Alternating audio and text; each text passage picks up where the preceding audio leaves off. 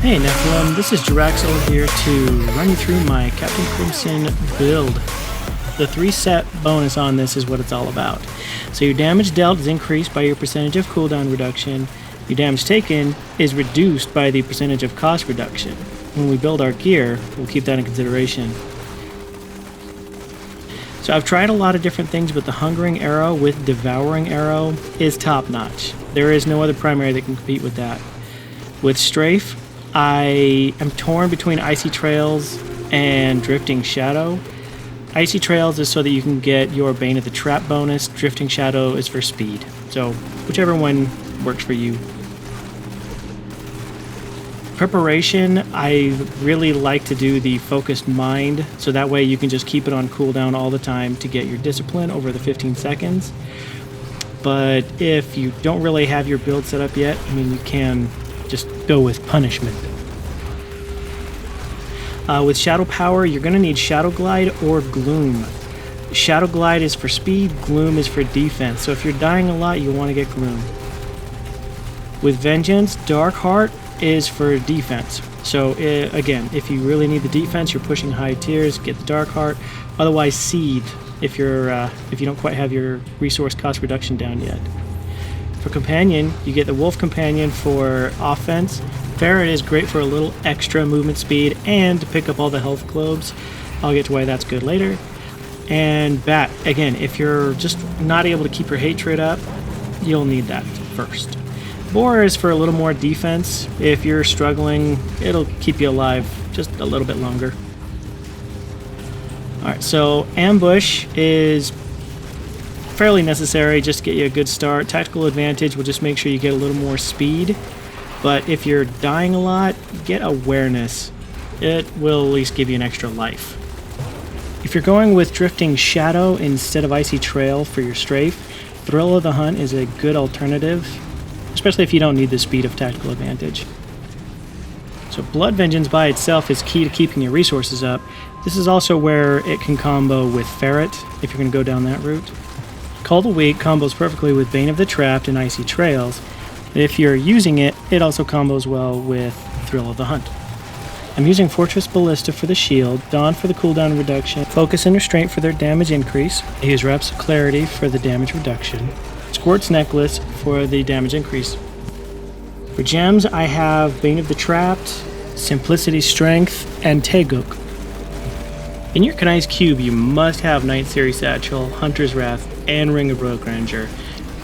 I mean, I've tried it without them, and it really sucks. And the only thing left is to talk about the Paragons. I've done some testing, and the Paragons really should just be used to supplement things that you're lacking, whether it's health or movement speed, crit hit chance, or cooldown reduction. As long as you have all the pieces of gear in this video, you should be alright, with or without the Paragons. Okay, and that is really it for this build.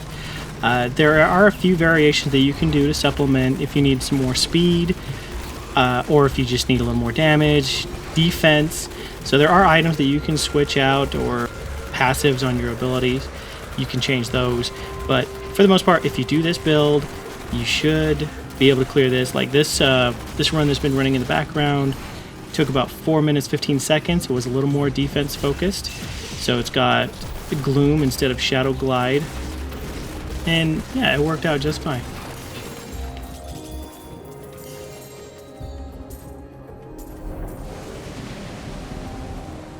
Alright, so depending on how much cooldown reduction and resource cost reduction you have on your gear so far is depending on really how well you're going to perform.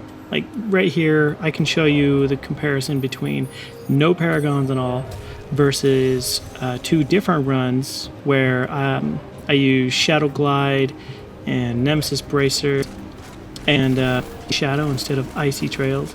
So the one on the right has Drifting Shadow, the one on the left side has Icy Trail, and the one in the middle, it's the basic build that you saw in the video, but it has no Paragons installed whatsoever. So the clear difference is really about 30 to 45 seconds, so your main concern should definitely be staying alive first, and then focus on speed after that. But, I mean, it's going to kill no matter what. It's going to be great. In all three, the gear is basically the same. They all have about 50% crit hit chance and over 500 crit hit damage. And then they're over 40% cooldown reduction, 40% resource cost reduction. So the defense and damage increase is significant in all three. But yeah, there's really not a lot of ways to go wrong with this build. As long as you have all the basics, I mean, you can change out Focus and Restraint for Convention of Elements and Elusive Ring. You could also try the Traveler's Pledge set, so get Compass Rose on there. That'll help. I mean, if you're dying a lot because of Squirt's Necklace, it's not a bad alternative. There's the Og Guild set. Basically, you're replacing Captain Crimson for Og Guilds. That'll help you with elites, so if you're struggling with that. You can also replace Teguk with Molten Wildebeest Gizzard, or you could do Wreath of Lightning if you want extra speed. Just movement speed, it's really useless as anything else.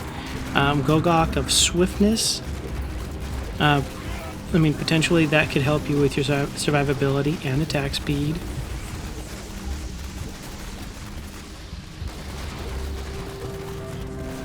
If you're struggling in any way, I mean, the build is very customizable. There's only the core pieces that must be there. So if you are struggling, just have some fun with it.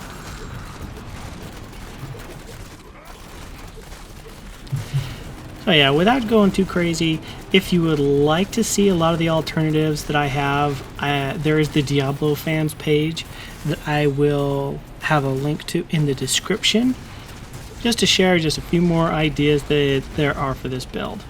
But really, you can't go wrong as long as you have all of the necessary pieces. There is a lot of wiggle room for you. But yeah, thank you guys for watching. I really hope that you enjoyed this build with the Captain Crimson. Yeah, just right here we can see that there's a really good run there. I think that speed build 2 took about 3 minutes. So yeah, as far as a Torment 16, really not bad. Then when you have like the no Paragons, I think this one finished next just because it got very lucky with the elites and the rares.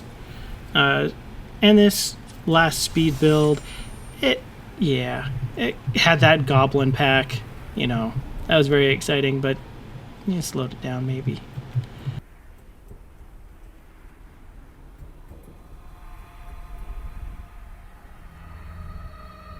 Anyway, yeah, good luck guys, have fun with the Captain Crimson, hope it treats you well.